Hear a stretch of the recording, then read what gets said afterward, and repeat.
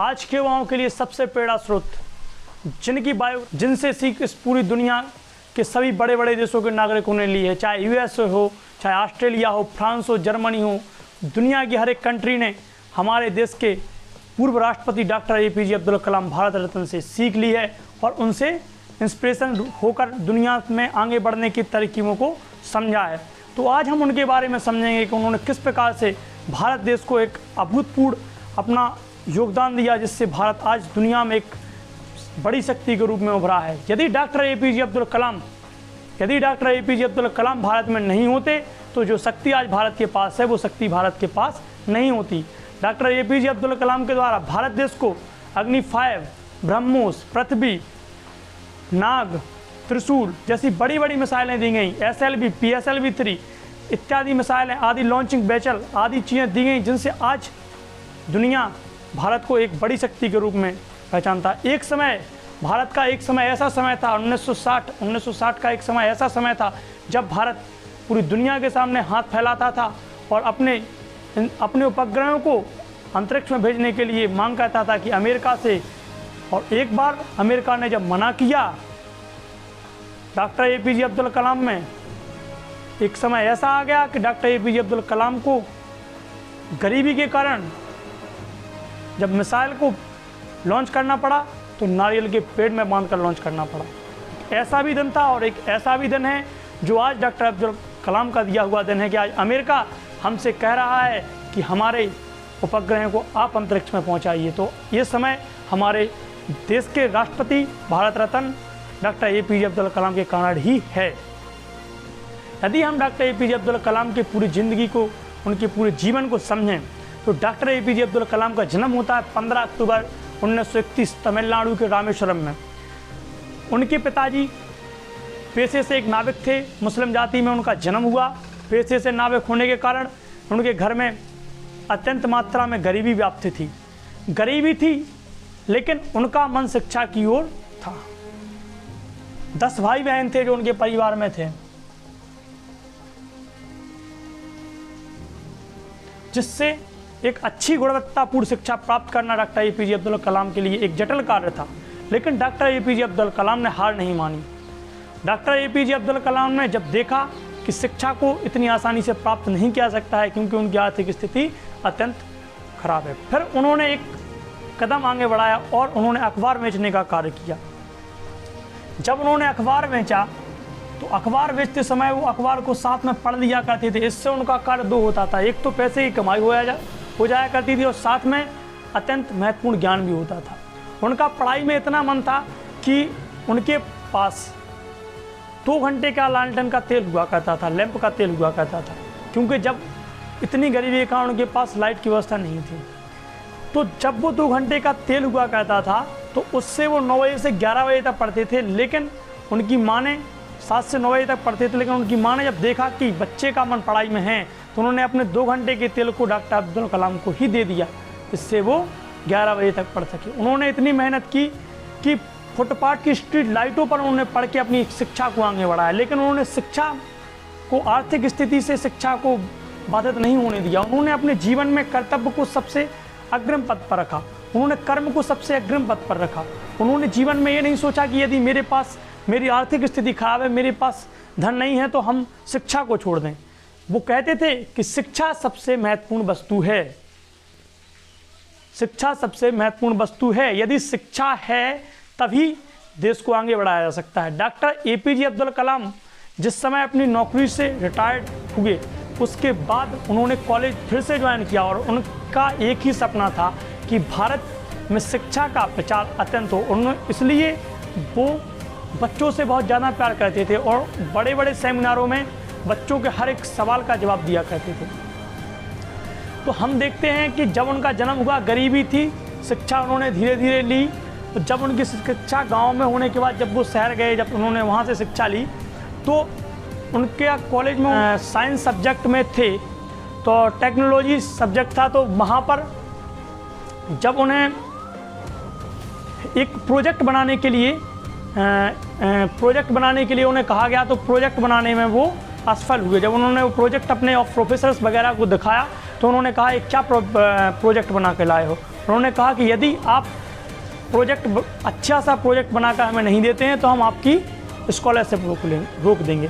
तब doctor APJ Abdul Kalam ने कहा कि मुझे 1 महीने का समय दे दो, मैं 1 महीने के अंदर आपको अच्छा प्रोजेक्ट बनाकर दूंगा।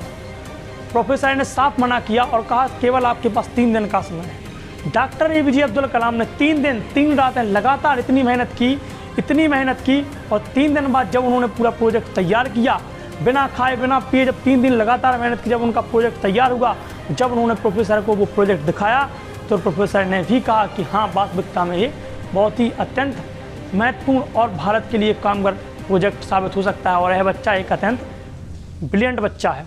तो अब्दुल कलाम ने कुछ बातें कहीं जो एक महत्वपूर्ण बातें नहीं, उनका जो महत्वपूर्ण जो शब्द था वो था ग्रेट एम। सबसे पहली चीज़ कि सबसे बड़ा लक्ष्य बनाओ। दूसरी चीज़ नॉलेज, जो लक्ष्य आपने बनाया है उसके लिए आप नॉलेज एक्वायर करो, ज्ञान अर्जित करो। तीसरी चीज़ थी कि नॉलेज के साथ साथ आप धैर्य बना के रखो। चौथी चीज़ थी कि कभी ज़िंदगी में हार मत मानो। ये 4 पिलर थे जिन पर डॉक्टर अब्दुल कलाम ने सभी युवाओं को, सभी विद्यार्थियों को, सभी कंपटीटर्स को, सभी को सीख दी कि ज़िंदगी में कभी भी हार नहीं माननी है। सदैव ही हमें परसिवरेंस बनाते हुए, दृढ़ संकल्पित होते हुए ज़िंदगी में आगे बढ़ना है और इस दुनिया पे हम ही को आगे जाके दुनिया को दिखाना है कि भारत एक बहुत बड़ी शक्ति रहा है और भारत वास्तविकता में विश्वगुरु रहा है।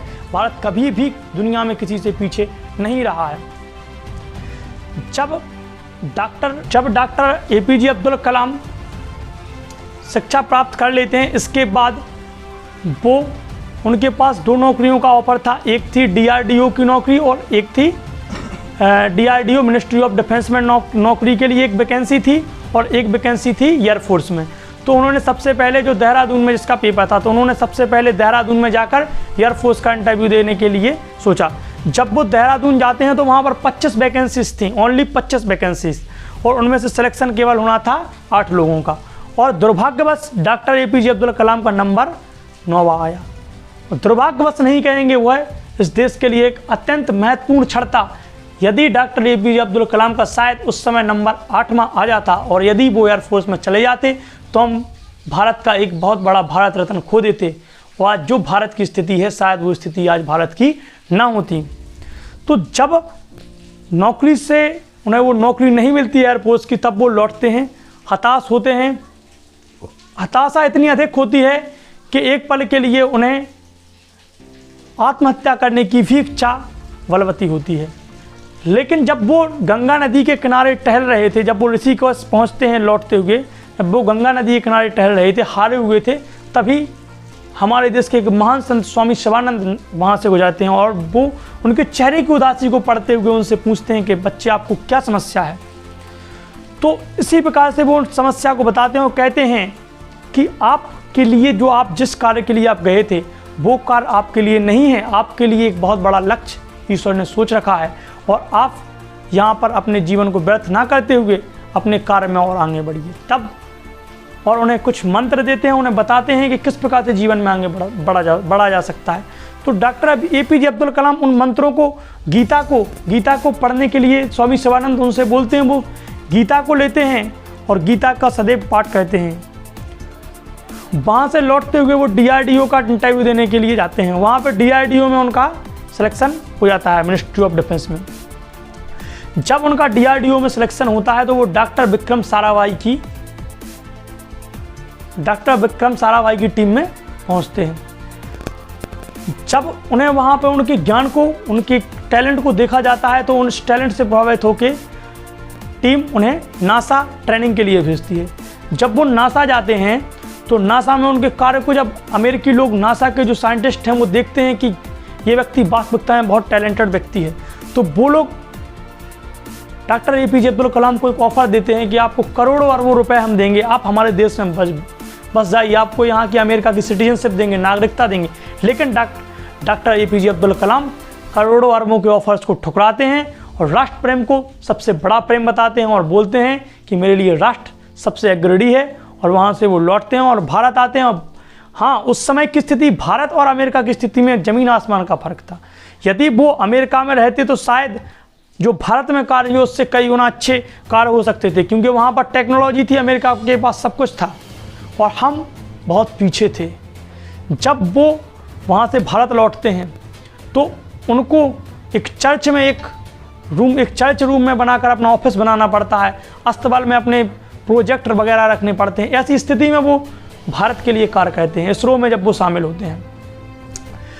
तो जब वहाँ हम देखते हैं कि ऐसी स्थिति में उन्हें रहना पड़ता है, लेकिन फिर भी वो हार नहीं मानते हैं और देश के लिए 1963 में सबसे पहला साउंड रॉकेट छोड़ते हैं। इसके लिए हमने आज भी उनकी फुटेजें आज भी गूगल वगैरह पे देख सकते हैं कि उन्होंने उन रॉकेट्स को साइकिल की मदद से लेके गए, साइकिल की मदद से, बैलगाड़ी की मदद से उनको ले गए और उनको धीरे धीरे उन चीज़ों का इंतजाम किया और उनको जोड़ा। और जब उसकी लॉन्चिंग की बारी आई तब नारियल के पेड़ से बांधकर उसको लॉन्च किया गया। इतनी गरीबी थी, इतनी आर्थिक स्थिति देश की उस समय खराब थी कि लॉन्चिंग पैड भी हम नहीं बना पा रहे थे, हमें नारियल के पेड़ से बांधकर उसको लॉन्च करना पड़ा। 1969 में वो इसरो के डायरेक्टर बनते हैं। वही एपीजे अब्दुल कलाम 1969 में भारत के सबसे बड़ी company ISRO, Indian Space Research Organisation के डायरेक्टर बनते हैं। जब वो बनते हैं तो सबसे पहले वो SLV-3 सैटेलाइट लॉन्चिंग व्हीकल इसको लॉन्च कहते हैं। इसके बाद PSLV को लॉन्च कहते हैं।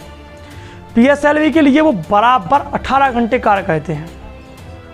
18 घंटे 1969 से लेकर 1979 तक, लगभग 10 साल बराबर 24 में से 18 घंटे बराबर कार्य करते हैं।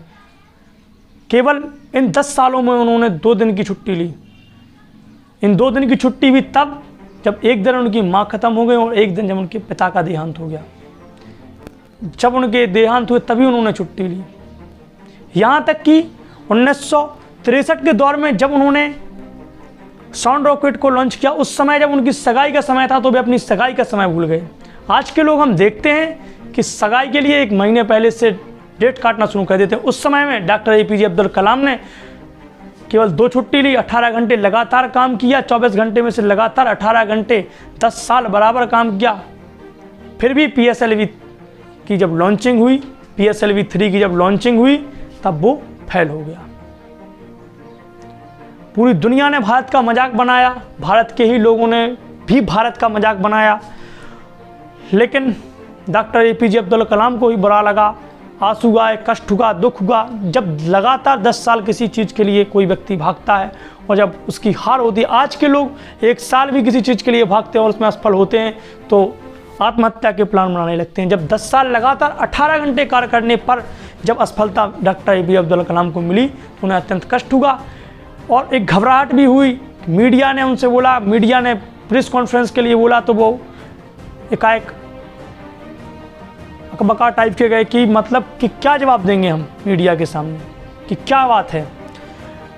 तो इसको देखते हुए डॉक्टर सतीश धवन थे जो इस टीम के प्रमुख थे, उन्होंने डॉक्टर APJ अब्दुल कलाम से कहा कि आप की तरफ से मैं जवाब देता हूं, और उन्होंने जवाब दिया और उन्होंने कहा मीडिया से कि 1 साल के अंदर हमारी टीम फिर से उठेगी और फिर से PSLV-3 की लॉन्चिंग करेगी और PSLV-3 की लॉन्चिंग पूरी ताकत से होगी और इस बार हम सफल होंगे। इसके बाद जब डॉक्टर APJ अब्दुल कलाम ने देखा कि मेरी हार का दायित्व मेरे सीनियर ने लिया, सतीश धवन जी ने लिया, तब उन्होंने वादा किया कि हाँ 1 साल में लगातार 20 घंटे लगातार कार्य किया, दिन देखी ना रात देखी, लगातार 20 घंटे कार्य किया। और 1 साल बाद एक ऐसा समय आया जब भारत ने PSLV-3 की लॉन्चिंग की और वो सफल हुआ।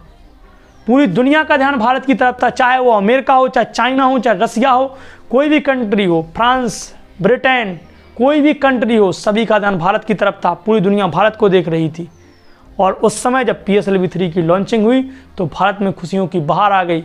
पहली बार हम किसी लॉन्चिंग व्हीकल को बनाने में सफल हुए, जो एक इतना बड़ा प्रोजेक्ट था, ड्रीम प्रोजेक्ट था, जिसमें डॉक्टर APJ अब्दुल कलाम को सफलता मिली। अब जो आगे की कहानी डॉक्टर APJ अब्दुल कलाम के जीवन की है, यदि आप उसको सुनना चाहते हैं, उसको समझना चाहते हैं, तो उसको हम देखेंगे अगले पार्ट में। तो कृपया लाइक और सब्सक्राइब जरूर करें यदि आप इस कहानी का दूसरा पार्ट देखना चाहते हैं तो, और यदि ये कहानी आपको अच्छी लगी हो तब करना।